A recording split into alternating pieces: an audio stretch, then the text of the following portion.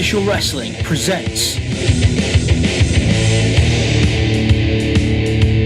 Recent Developments.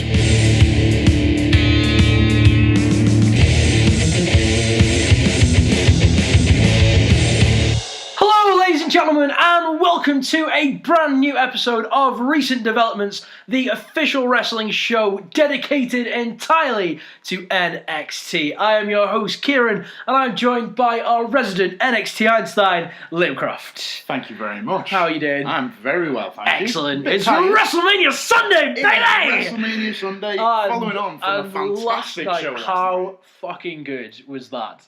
Best takeover.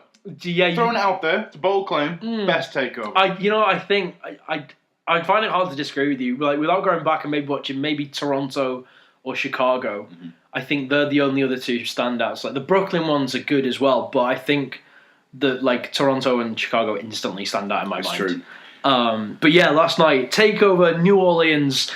Let's just dive in. Let's do it to it. So, we had a big live performance kick us off. What were the band? Do you know the band? Was it just a... I should know this. That's what I asked you. I don't know. Okay. Sell something? Sell... I don't know. Dweller? No. Cell dweller. It sounds like a euphemism for someone who's like in and out of prison. I'm pretty sure Cell Dweller... Bit of a cell dweller in. No, Cell Dweller, I'm pretty sure he's like he's not like that type of band. They're not called Cell Dweller. But yeah, I'm pretty sure Cell Dweller's like this guy who does like... dubsteppy rock stuff. I don't know. Anyway, off topic. I'm not sure what they were called. They definitely weren't soft cell. No. It'd be amazing if they got soft cell. I'd be, that'd be great. But alas, so it was a nice kick-off. It was all montage video stuff. It was a really good performance as well. Yeah, it was. They nailed it. As far as live performances go at takeovers, obviously we had Code Orange a little while ago. Yeah. Who I'm not the biggest fan of, but put on a good show. These guys are great.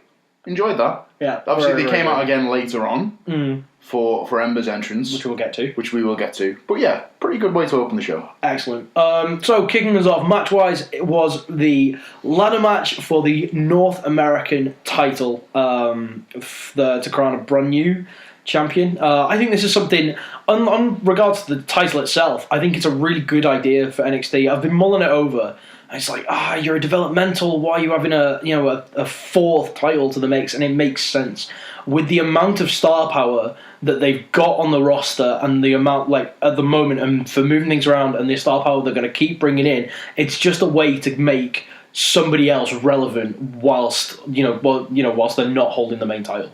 I think it's interesting what you say, referring to them still as developmental, because that's something I've noticed WWE aren't really doing anymore. And whenever you hear Mauro Ranallo on commentary, they're not referring to themselves, and nobody else outside of that is referring to NXT as the developmental brand or the developmental territory. They're referring to it as the black and gold brand, the third brand, the yellow brand. And it's kind of what I saw this as a way of WWE legitimising NXT as a third brand. Obviously, it's still going to be used for developmental guys coming up. But seeing as how NXT has developed into a way of bringing in indie stars and showing them the WWE style, WWE knows the fans aren't stupid, and they know it's a lot better to promote NXT as a third brand when you've got guys like Ricochet on there who obviously don't need to develop, they just need to alter the style slightly. Yeah. So I think this was a great way to do that. Absolutely. So we had EC3, Killian Dane, Adam Cole, Velveteen Dream, also known as Bay, Lars Sullivan, and Ricochet in the 6 men in this ladder match. So much star power. That's literally my first note. Is so much. Like, I was looking around the rings, like, each of these guys has risen to something. Like, granted, EC3's the new guy. He's just come into the company. Yep. Killian Dane, breakout star of Sanity. Adam Cole was huge the moment he stepped in, leader of Undisputed Era. Velveteen Dream, is the breakout star of the whole performance center for WWE owned talent. You know what I mean? That man's 22. Exactly. That man is a year older than me. He's probably would have been in the same year at high school as I would have been. Exactly. Probably. The man has more charisma than our entire region of the country. Well, that's not true considering that one of our people has just signed to WWE. Has he got as much charisma as the Dream? I mean, he probably accounts for a good 50% of all the charisma on Merseyside. It's true. Anyway, something I want to mention about Dream while we're on the subject. Mm-hmm. My God, his entrance every time. He's just so good. He just makes me question my sexuality every time. He's coming out and I'm like, oh, and I'm like, what am I saying? What am I making that noise for? It's involuntary. It is. It really, crazy. Really is. He's boss. He just oozes charisma. Yeah, he was my pick to win this. I've got more notes. Yeah, well, I think I potentially would have picked him as well coming into this, just because of but then at the same time he doesn't really need that push. If you get what I mean, he's still on the rise, and he didn't need something to solidify him. So he's one of those people who doesn't need a title. No, not just yet. No, not at all. Even the pre-match promo for this, Dream was the standout star of it. Sat on the couch with one of his lenses gone out of his glasses. And I was like, sat there like, oh, you are just the coolest man. He's boss, isn't he? And he was just talking, and it's like, yeah, you don't need to win this. No, you don't. So we were not even 2 minutes into the match, and Ricochet just like, all right, my time, and did a friggin' shooting star press. Springboard shooting stars. Yeah, so it's just like, this is me, this is what I do, get used to it. And I think everyone was just like, yep, I'm okay with this. It was dope. It was amazing. You know my thoughts on Will Ospreay and Ricochet. Mm-hmm. I'm not the biggest fan. Mm-hmm. But having said that, sat in my bed on my iPad watching this match. As soon as he pulled that out, I marked it. It's one of them, isn't it? It's like, wow, it took me back to watching the 2006 Royal Rumble with Rey Mysterio and loving every second of it. Yeah, absolutely. He really brought me back to my youth with that, and I love him for it. Consider me a bit of a mark for Ricochet. Hey, here we go. Then Killian Dane thought, I'm going to have a go at flying through the air. Hit a suicide dive to Lars. And my note here is, talk about bags of meat. Yeah, that was literally you know the hooks, the butcher's angle? Yeah. It's like if you slam two of them into each other. It was, wasn't it? It was like, wow. And it was a really good suicide dive because the contact they made was great. Yeah. He just flew into him and fucking bodied him. It was amazing. It was so good. It's so good. Then my next three notes are all on Velveteen Dream. We may have to rename this show. Recent Dreams. Recent Dreams? Anyway, so my note here is, I just noticed that Dream's tights, and he still had people's faces on him. I was like, can you get any better? And then the next two things he did, I was like, stop it, it was so good. It was either Candy or it was Willow, or one of us. It was like, do you reckon Dream's just going to have everyone's face on the tights as a joke? And he fucking well did. This guy. Madman. This guy. So the next thing, he hit a purple rainmaker from the top of the ladder, which, it was like, that is a moment. That is a moment. And just the way it was captured, and everything about it, like, that is something that's going to come back up on his highlight reels for years to come. Absolutely. It was picture perfect. The crowd were loving it. Every time somebody got a moment to shine, it was something. I've got a note here about how good the crowd was last night. Oh, God, yeah.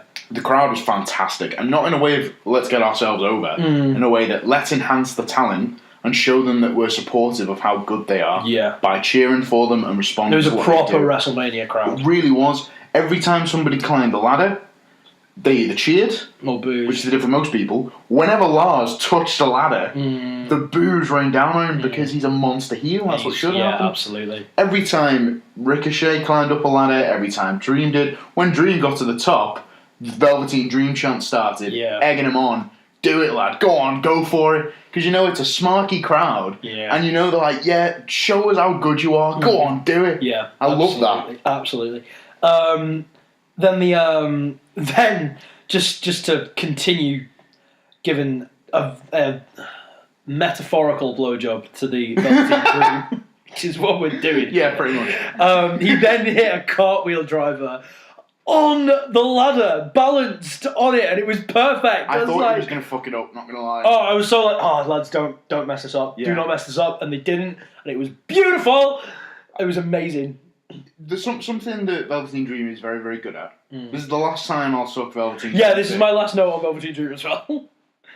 Until we inevitably bring him up later on in the podcast. Every time his foot slipped through the ladder, every time he wobbled, every time the crowd was like, was that a fuck up? I was sat there thinking, was it? Or is this exactly how Dream planned it out? To make it look like he's new. Yeah. To make it look like he's not experienced and then pull that off. That's good. There's no way to tell whether it's a botch or if he's just taking us for a ride. Like but or even if he did mess up, he didn't make it look obvious. No. And there wasn't I think there was a moment where the ladder, where they were just setting up the ladders on the second rope and slotting it into the other one, where it did kind of break down and didn't work out exactly as they planned it, and then he just clobbered him one and then just moved it and fixed it himself, and it just went off. It's great ring presence to have at 22. Yeah, absolutely. There was an insane spot where all 6 competitors got driven through ladders. Oh, that was great. Oh, it was amazing. I loved that. It was just, what would have made it even better if they'd done it simultaneously, which may or may not have been the original spot. Who knows? But if they'd have done that at the same time, gathered one up and then Dane got another one, because they had this back and forth going on. Yeah, they're especially when Ricochet got threw over and the crowd was like, throw him back, and I was like, yes, absolutely. And so I think that would have been a nice moment where if he'd picked one up, and then Dane had got somebody else. And then Lars grabbed somebody else, put him on his shoulder, and then Dane was like, yeah, and then just eyeing each other like, go on, dare ya, double triple dare ya, fuck you, I'm going to. Yeah. Just both. It would have been all cool. 6 men. It would have been cool. Because it was an every man for himself kind of thing. I think it was to put the focus on each spot as it happened. Very true. Because a problem he had at TakeOver Chicago was having to show a ton of replays for the DIY VAOP spot where they splashed into the ladders because they couldn't get them both on one shot. So it was nice to give it full attention. Something I will say about being put through ladders in this match. They were using fucking indestructible ladders for this match. You can tell because every time someone threw someone into a ladder thinking this is going to break it now, they'd bounce off. I think it was EC3 did a powerbomb on somebody. Dream. It was Dream because I remember it bouncing off. And he bounced off the ladder and you could see it in EC3's face like, fucking hell. Yeah. Ladders will break easy in TNA. Cheaper ladders. Cheaper ladders, mate. On the subject of EC3, did he impress you? What did you think? Absolutely. Did really? Absolutely. I wasn't that much of a fan. He's an absolute bomb of charisma. Don't get me wrong, I like his charisma. It's just his in-ring work was like, oh, that's very TNA. That's very, you know what I mean? I kind of like that though. No, he's kind of got an average Joe moveset. Put it that way. Yeah. He did a couple of things that were a bit off the wall. Like he did some spinny STO thing. He did the TK off the ladder. I'll give him that. TK off the ladder, yeah. He did some other STO thing. He did a weird front facing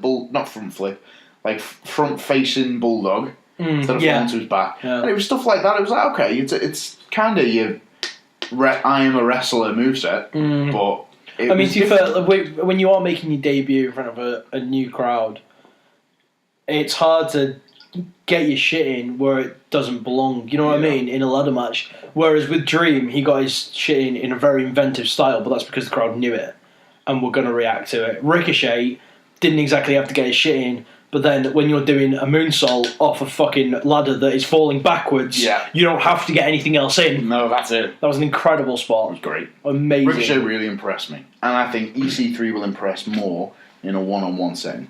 In a multi-man match, it's like I said, it's really difficult to get yourself over in a debut. I do have another note about EC3, which was, if you didn't believe the man is a walk-in money printing machine, the EC3 baby show.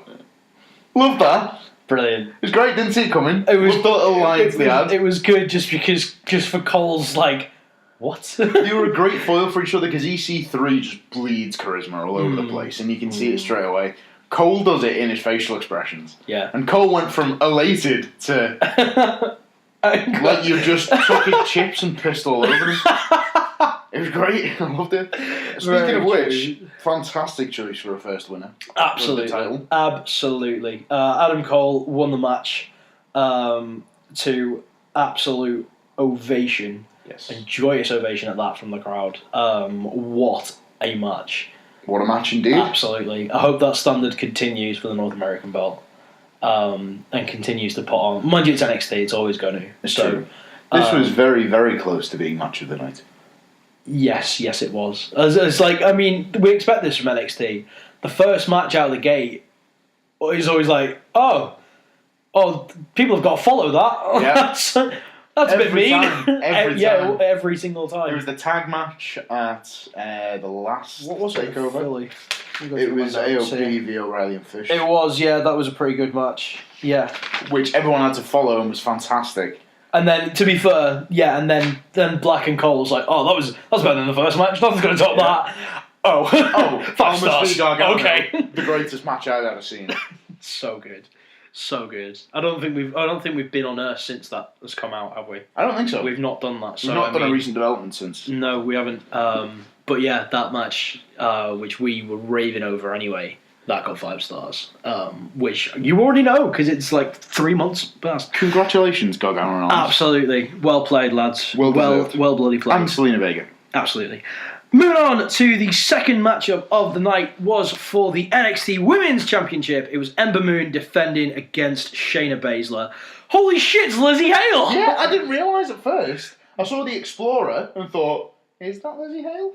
And then they said, Maura said on commentary, we've got Lizzie Hale, and I was like, oh shit, yeah, it is. Oh, it's Lizzie Hale! It was a really nice touch, and her voice is so unique. She's great. She's brilliant. I don't know if she did the original theme.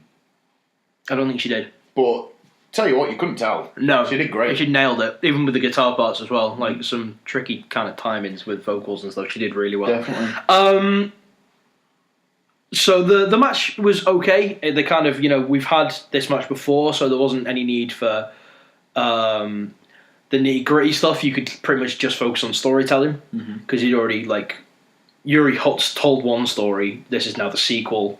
Obviously, you've got more stuff to build off, so it's a lot easier. But I thought this match was better than the first. Oh, definitely. It was a lot more fast-paced than the first one, which was 5% match, 95% armbar. Whereas this match was a nice mix of Ember trying to be brutal and bring out a different side to herself, and Shayna trying to adapt to that and stick to her usual method of wear them down with submissions and get the result she wants. Absolutely. There was kind of what you noticed on the were Ember bringing out a Mina side was where she did the stamp on her elbow. That was great. Which was like, whoa, okay. That was fantastic. And popped the shoulder out. And then Baszler slamming her own shoulder into the ring post to put it back in. Yeah. Wow. I didn't realise what she was doing at first. I was like, what are you... And then I was like, oh. The commentators sold that really well. Oh, God. Oh, you're insane. Oh. It was like, jeez, they did sell it really well. Yeah. They did. They were like explaining what was going on. She was like, I'm glad you did that because I thought she was just slamming her shoulder into the turnbuckle for no reason. Yeah. Or trying to get out of the match with an injury or something first. So it was a good job the commentator said that, really. Yeah, otherwise she just walked up to a ring post. Yeah, just started putting it with the shoulder. As soon as I realised what was going on, I was like, yeah, I like that. And I also like the fact Ember went for it. Because I don't like Ember Moon as this, I'm a squeaky clean babyface from the Performance Centre. That's good. I smile even when I'm trying to be angry for some reason. I hate that. I want it to be like, nah, this is my fucking title. Yeah. She showed some real fun. I'm not being funny, please. That's got me. Oh my gosh, she so is. Yeah, she is. Oh, she hasn't got a weird tummy though. She's got a decent set of abs. Got the same hairline though. She has. God bless you, Shayna. You're fantastic. Yeah, we love you, Shayna. Then there was an eclipse to the outside. It was amazing. That was dope. It was sick. That was dope. And she got her in. But then there was a repeat of the Asuka Bayley finish. Yeah. It was boss. I liked it. Really, it sold Asuka that victory when Asuka first won the women's title. That the way she won it against Bayley, that really sold her as like, wow, this girl's dangerous. Absolutely. And kicked off that unbeaten streak. Well, didn't kick it off, but it cemented solidified it. Yeah. So to have them echo that finish now is like, oh, this is a new guard coming in now. Absolutely. And this is I'm really glad it's Shayna that's heading that. Yes, agreed. Of all of the MMA transition to WWE fighters there have been and will continue to be over time, Shayna has been the one that's impressed me the most. And she's the one that's got the most potential, I think. From the very start, she was fantastic. She didn't really need to adapt the style very much because there's a lot of crossover with MMA and wrestling now. And MMA has become almost like the soap opera kind of thing that people associate with wrestling. Hasn't it? Especially with the Conor McGregor stuff. Yeah. It's become larger than life, just like wrestling. So the transition isn't as difficult anymore. So Shayna did a fantastic job of it. And I think it was absolutely the right result for the match. I wish it had happened now and they hadn't have had the first fight. Because it kind of cut Shayna's legs out from under it. Kind of, but then she did get her heat back at the end and it just carried it on. She did, I just don't it's think... I think it's, like, especially when you consider, like, WrestleMania is, there's the new beginnings after this. This is where it all culminates. So, like what we've just said with with this being the new guard, this is a perfect time to start it. And it also gave this match a lot more story. And which it needed and which it used really well. So I can't really complain anything about this match. All in all, fantastic women's match. One of the best NXT has put on in a very long time. Yeah, absolutely. Our third matchup of the night was a triple threat tag team match for the Dusty Rhodes Tag Team Classic and the NXT Tag Team Championships. Winner takes all. It was the Authors of Pain, the team of Pete Dunne and Liam's best mate Roderick Strong, against the Tag Team Champions Undisputed Era. Cole's put through a table straight away, which fantastic. Was obvious because he's just wrestled a ladder match. Oh, yeah. So get him right out of this match. Yeah. I was like, yeah, great. You've also got a story of Kyle O'Reilly being the only one in the belting. Oh, do you know what as well? That really impressed me because Kyle O'Reilly has always, to me, felt like the odd one out of Undisputed Era. Yeah. I feel like Bobby Fish was in NXT before Adam Cole and Kyle O'Reilly, I believe. They only started only by doing... a couple of weeks, but yeah. Only by a couple of weeks. They only started doing the Red Dragon stuff on the night that Cole debuted. Yeah. So, Bobby Fish was there already, the crowd knew him, and they'd seen him as a singles competitor first. Adam Cole is Adam Cole. Yeah. Kyle O'Reilly kind of came in for a mainstream normie kind of audience who knows Adam Cole, but not really the Red Dragon stuff. It was nice to see Kyle O'Reilly get all of his shit in. Yeah. He was really, really good in this match. He was belting. I didn't realise how athletic Pete Dunne is. He's really good. He's so agile. Yeah, man. Well, bloody hell. Like, considering his style's very ground and pound based, you don't tend to expect him to be taken to the air as much. And he did, he ran up the turnstiles and did a flip off it. It's like, fucking hell, mate, chill out. I think it was cracking to see. It was lovely. Like, it's nice as well to see that side of, like, especially when you, like, oh, this is what his style is, and then they do something like that. It's like, oh wow, this guy can actually do a lot more than that. Yeah. Which was brilliant to see. Morrow said it best when Pete Dunne went up top and did, I think it was a crossbody or something like that. And Morrow said, I've never seen Pete Dunne go up top. Because you haven't. Because he never usually shows it. He's adapting and his it's style, really great to see exactly that. He's adapting his style depending on the situation. The match consisted of the most boring man on the planet, Roderick Strong, the Authors of Pain, who are two massive guys, Kyle O'Reilly, who's very technical and so on, Adam Cole, who wasn't going to be doing anything anyway. No. You needed kind of a high-flying, agile kind of guy. Pete Dunne doesn't usually show that, but the fact he can do it was like, okay, we need it, I'll bust it out for this match. Yeah. It shows he's a really reliable talent for the future.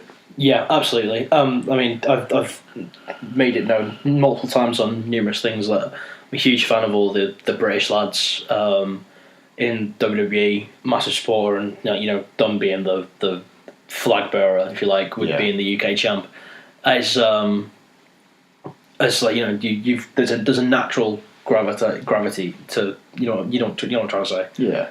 To just kind of instantly support the British guys. Absolutely. So, but it shows he can back it up. Exactly, absolutely. And obviously it showed that it's over with an American audience because Dunn love it.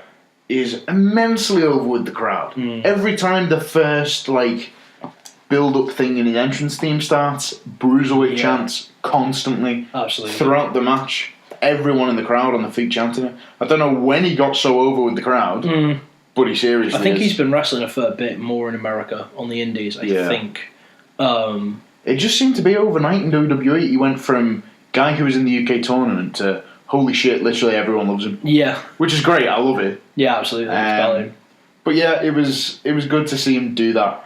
And I think this match also proved to me, speaking of people who are fresh and people who aren't so fresh, Authors of Pain really need that call-up. Yeah, I mean, this had to be the swan song. I hope so. They have to be going up. They did everything they've already done. Yeah. Every move they did in this match we've seen before. It's getting old in NXT now. They need new competition. They need to be on the main roster. Agreed. And so for the finish of the match, Pete Dunne hit a bitter end on Kyle O'Reilly. Roderick Strong gets in the ring. I think, he's going to go and kick back Adam Cole coming into the ring or something. No! He swerves everyone! And attacks Pete Dunne. Swerved me. I did not see that coming. No, same. Absolutely not. Honestly, never saw that coming in a million years. One thing I will give Roderick Strong. This is the one thing I'll give him. Ooh. Okay? Bloody hell. Feeling alright. No. But, one thing I'll give him. You never know when a turn is coming with Roderick Strong because he never shows any emotion. So he was very, very good in this role. One thing I didn't really get, though, is throughout the match, he was kicking 10 shades of shit out of Kyle O'Reilly. Yeah, he's got and Adam Cole. Yeah. I'm sorry, but if your whole plan all along was turning on them, why were you going for pin attempts on them? Why were you battering them? Yeah, the psychology is not entirely Didn't make any there. sense. It's not entirely there, is it? But then at the same time... There was one point where he fucking belted Kyle O'Reilly. But then at the same time, if he's not doing that, surely Dunn's going to get suspicious and then think, hang on a minute, what's this? And then they're going to turn anyway. I like so it. You've got to kind of throw them off the scent, haven't you? And which he did. Threw everyone off the scent because no one saw it coming. Well, exactly, but at the same time, these guys are going to be your allies. Maybe don't belt them full force with a knee in the bonce. They've had worse. They have had worse because it's Roderick Strong. So of course they've had worse. Yeah, but, tell you what, as much as Roderick Strong is my least favourite wrestler. Yep. He is absolutely my least favourite. But this made me warm to him slightly. It was an excellent move. He's shit as a face. Yeah, he is. He's fucking boring. He's terrible. Hopefully, as a heel, he gets more conniving, more of a bastard, and you can actually hate him. I can actually hate him. There you go. Because I'm supposed to. Yeah, exactly. Undisputed Era won the match, retain the tag team titles, and are the third ever Dusty Rhodes Tag Team Classic winners. They weren't even in the original tournament, which is great. Brilliant. I think swoop in at the end and steal it all. Great. It's like friggin', I don't know, someone like, it's like Arsenal in the champ. Like if Arsenal aren't in the Champions League this season, they'll just rock up in Kiev, just like, yeah, we'll be in this match. Yeah. Cheers, guys. It's all right. That's right, Barcelona. We've got this. You're all right, lads. We'll take it from here, lads. And you let them. Yeah, and then they win it. It's like you're in the Europa League this year. You're seventh in the table. I think they are. They might even be lower. They're probably not. Anyway. Really good match. Moving on to match number 4 of the night was for the NXT Championship. It was Aleister Black taking on the defending champion Andrade Cien Almas. I have 2 notes for this. Insane match! Yes. And we have a new NXT champion. That is it. I was glued. Absolutely. After the Gargano match and loving Aleister Black as well, I was like, right, this is going to be sick. And from the get-go, there was no technical stuff, which it's not my favourite thing in wrestling at all. Like, I appreciate it, but I'm just not the big fan of it. I would much rather just see 2 dudes just go for each other, and that's what they did. From the get-go, Black was straight on him. There was amazing back and forth, some great storytelling as well. and just everything. It was brilliant. I loved about this. Alistair went for his, where someone's out the ring, and he's gonna go for a suicide dive, and he bounces off the second rope and sits down. It's cool. The first 6 times you see it. Yeah. And then one day you just think, just fucking do the suicide dive. I don't want to see you sit down again. Crowds have stopped popping for it now. They don't really do it on NXT TV anymore. So this time, he went for it. I was like, alright, I'm going to sit down again. Landed on his feet and then jumped out the ring. And I was like, yes, I love that. Tease it, do that more often, you bastard. You beautiful bastard. It was just brilliant. And boy. Alistair I loved it. It was great. Something else that I've got down. Vega's still a great manager. Yes. Still fantastic. Yes. She was broken at the end of this match. Oh, She was in anguish. Yeah. Which is great. Yeah, sold it perfectly. I fucking hate her in character. Oh, yeah. So it was great to see her in tears hating it. Absolutely. Something else I noticed, not aside from the action, lots of main roster in attendance. Yeah, I saw that. Shane was on the front row. Yeah. Bailey and Sasha. Were there. They were the only ones I saw, but I assume there was more there. Yeah, I didn't see many other people's Instagram stories. There's generally tends to be where you see them. It was a surprise to see Shane there. Yeah, they'll pull it off as he's scouting new talent for SmackDown. Ooh. Well, Daniel Bryan tweeted he wants Johnny Gargano on SmackDown. Which dreams. Ciampa replied to. Oh God, go on. Saying, after tonight, contractually I can make that happen, but maybe watch your mouth, Brian. I don't want to end your career again as well. Oh, wow. I was like, you are just the best heel, you absolute dickhead. You fucking dickhead. But yeah, absolutely. And he suits it really well. We'll see you on Raw on Monday, Almas. You beautiful human Hopefully. being. We will, let's be honest. I'd rather you go to SmackDown, though, to be honest. No, I think you do better on Raw. Mate, put it this way. You can either have Roman v. Almas, or you can have Miz v. Almas, or Balor v. Almas. Yeah. Or you can have AJ Styles v. Almas, or Nakamura v. Almas, or Rusev v. Almas. Yeah, alright. Or Bobby Roode v. Almas. We've had that, haven't we? No, we haven't. No, I don't think so. No, we haven't. Maybe when he was in his jobber phase. No, because they're both heels. Yeah, possibly. Mind you, though, if he's going in, he won't be in the main event straight away. But if he was in the mid-card, where he probably should be at this point, on the main roster, it'd be really cool to see him against Rollins or Balor, or even Miz. So, yeah, actually, maybe Raw. He fits, honestly, he's a perfect fit for either, because his style and the work rate that he's working on at the moment, I really hope continues over to the main roster. And with Vega with him, there's no stopping. Yeah, absolutely. Up to the top. And it's time for your main event. Oh my God. Tommaso Ciampa against Johnny Gargano in an unsanctioned match. So, quick note. Go on. Did I or did I not call this? You did. You did call this. It was. I'm not saying it's impressive because it was clear as day. You did call this. And the careers thing. Yeah. But I think you called the outcome differently. Yes, I did. But you called up to this. You did call this. But correct. I'm so glad it ended the way it did. But we'll get to that. Yeah. So, I have never been this excited for a main event of any wrestling event ever. That's actually quite. Because this feud is the best book feud in the last 10 years. Yeah. If you ask me. Because, actually... Oh, is it better than Dream Black? No, I was thinking more Shawn Michaels and Undertaker. Oh, yeah. Best 9 years. Okay. But past 5. It's dead confused. It's dead confused. Okay, so set the scene. Yeah. Okay, shake it off. So Tommaso Ciampa music. Oh, his entrance video came on, no sound, which was like, all right, interesting. Because it's unsanctioned. I was like, okay, cool. So he just second I saw him, I walked out to complete silence. You fucking dickhead! You absolute bald, smelling of ants, dickhead! In your stupid dickhead coat. Hey! What? It was a great coat. It was a great coat, but it was on him. Yeah, it true. was a dickhead coat. Fuck it. Hashtag dickhead coat. Yeah, there was no entrance music, but all you could hear was booze. And the hatred, the fuck you chants, everything. Immediately, the crowd was straight in with "fuck you" chant. Yeah, there was no pulling punches. No, they absolutely hated him. Which then was a really nice contrast when Gargano came over. And to quote our A Few Good Marks co-contributor, that's the right word to use, isn't it? Yeah. I'm going to say co-star, but that's not. The co-contributor. Johnny Gargano is so over. Horrendously over. It's beautiful. Like, but he's staying on NXT though, isn't he? Yeah, he is. Yeah, I was going to say if he's going to come up, but he won't know. He should stay on NXT. Yeah, absolutely. They need star power. He's probably going to be champion by SummerSlam.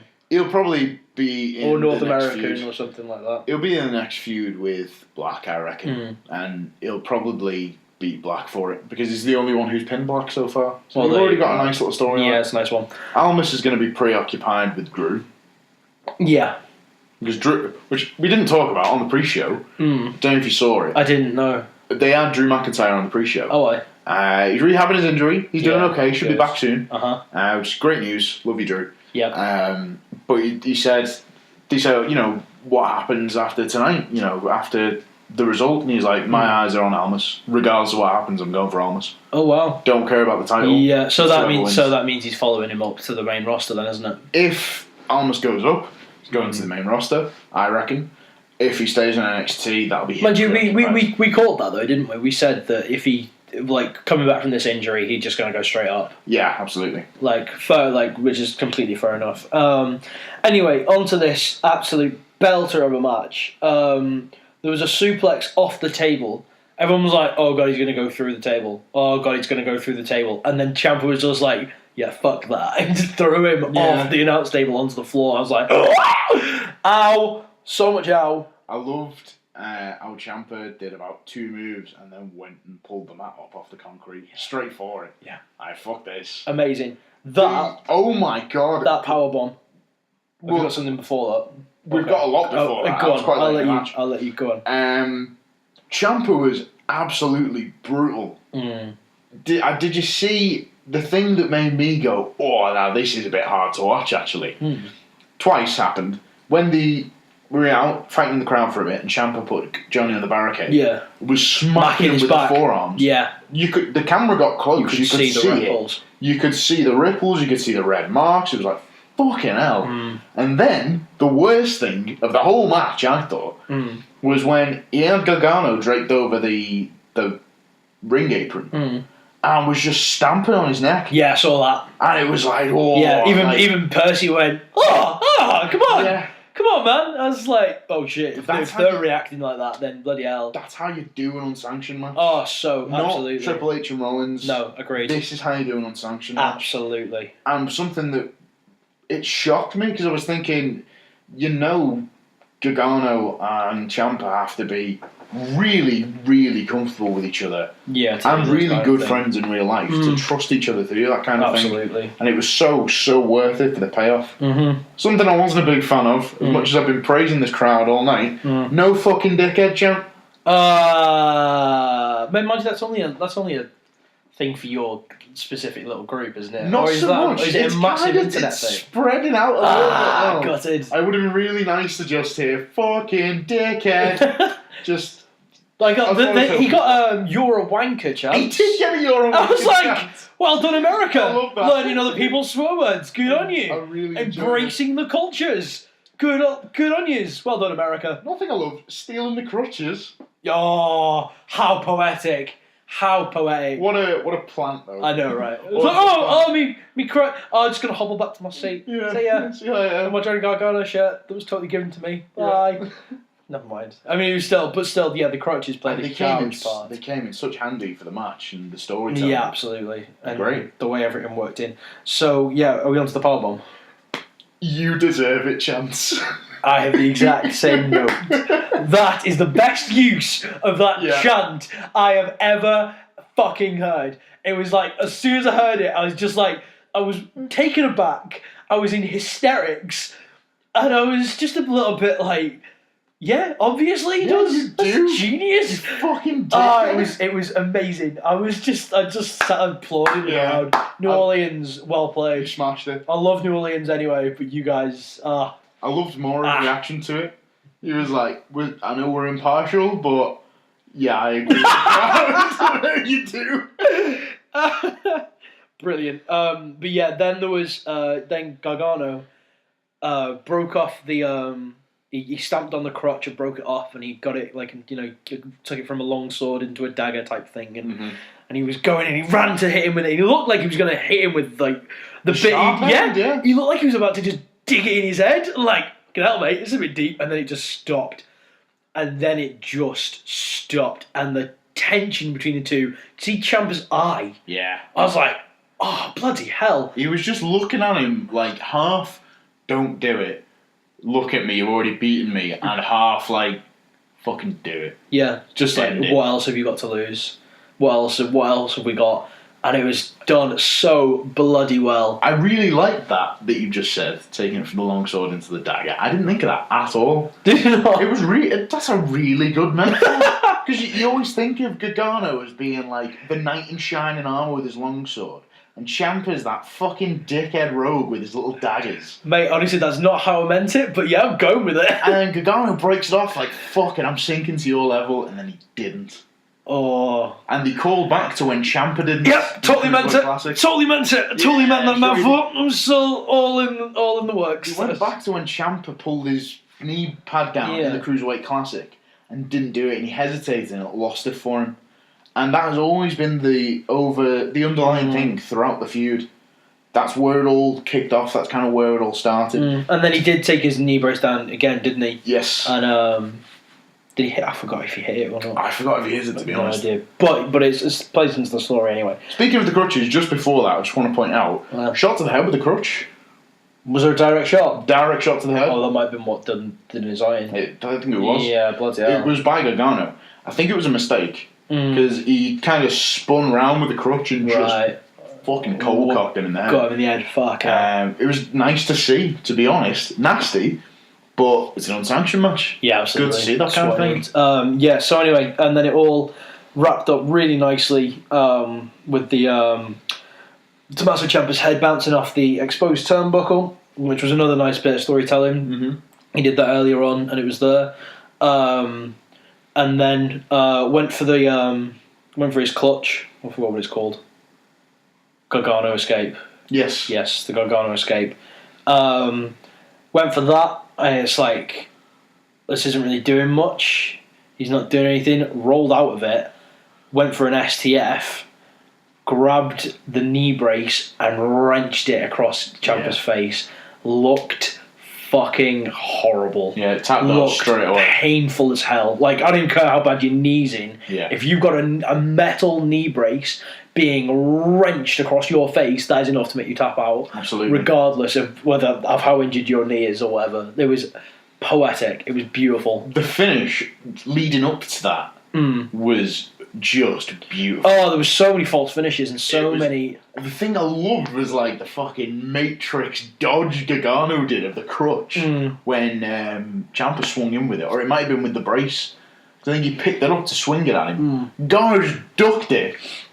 It was like superhuman. He did it backwards as well because he went for his back. He just went nope and then got him, didn't he? So it was awesome. Fantastic. It was honestly fantastic finish. Johnny is the ultimate babyface. Yeah. Just is your textbook. Crowd loves him. Loved how Candice came out at the end. Yeah. She was also on the pre-show.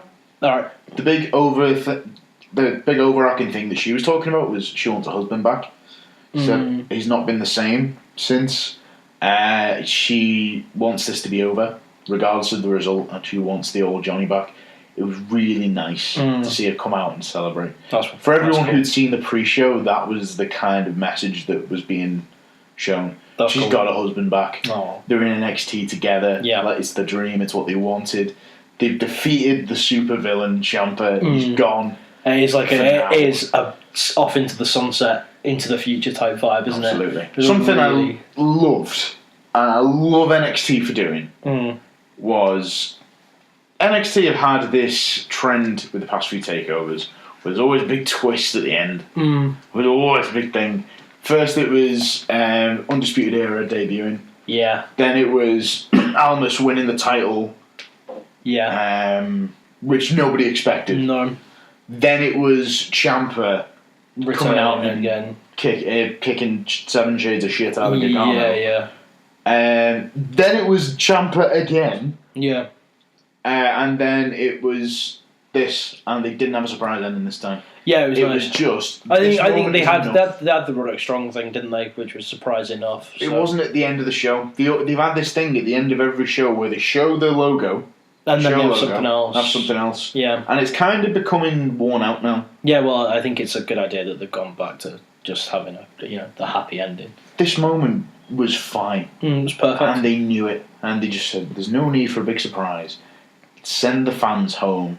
So happy.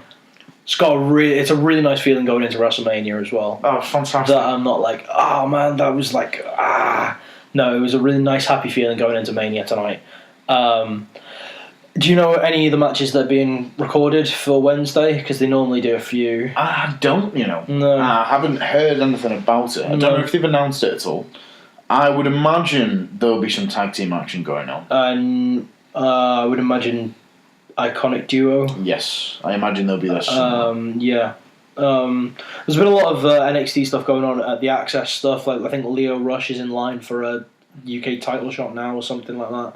Because why not? Yeah, why not? It's not like he's lost every match he's been in so far. I know, right? He's just rolled into New Orleans and just won a couple of matches. Yeah, go on, lads. Have a shot. Go on, lad. Have a shot at it. Thanks for ruining our belt. Yeah. And you're not going to do the same to North American one, are you? Anyway, so right before we leave, let's do call-up predictions. Let's limit ourselves to 4. Okay. 4 people. 4 or 5 who are going. Do tag teams count as one? Yeah, go on. Because they're going to go up together. Yeah. Okay. AOP. Yeah. Ember Moon. Mm-hmm. Oh, it's difficult. Almas. Okay, I don't reckon Almas will go. Iconic Duo. Iconic Duo, I would agree with. Definitely would agree with. I'm not sure if there'd be anybody else, actually. I'm not sure if there's anyone else that's ready or that is necessary. Sanity. Yeah. Killian Dane didn't win. They weren't even in the tag match. I think... They lost at the Dusty Classic. Yeah, it'd be quite cool to see Sanity go up. It all kind of leads up to going up. Yeah. They've not got any loose ends to tie up. They're not in line for a title shot. If anything, they're number 3 contenders for the title at this point? Just not in line at all, are they? They've got Undisputed Era at the top. Yeah. They've got AOP, which will probably get called up. Yeah. Mind you, Roderick and Pete are now split. But then you Mustache Mountain are doing really well at Access events and stuff like that. You've got Heavy Machinery, you've got Street Profits, you've got TM61. Yeah, there's this whole new wave of tag teams coming in now which are going to dominate the scene. I can see Sanity going up and freeing up some space. Yeah, I agree. I just want NXT to bring out a better Velveteen Dream shirt. Yeah, son. What a shit shirt. Our idea was so much better. It's a fucking wank shirt. Our idea was so much better. You just need to pose. The pose, Velveteen Dream pose like in his pose. Yeah. And then in the writing, or in the writing behind him, actually, tell a lie, his silhouette with the writing behind him saying, "Say my name." His silhouette in the middle of that, and then his 3 with Velveteen Dream on split between it, or on the bottom or something, and then his glasses on the back. Yeah. Boom. Money. I'm gonna make it, and I'm gonna wear it, and I'm gonna sell my own because it's a frig you guys. You're gonna Earl Hebner it. I am. Well, sort of. Bootleg merch. Sort of. It's my own spin-off fan. Do fans do that?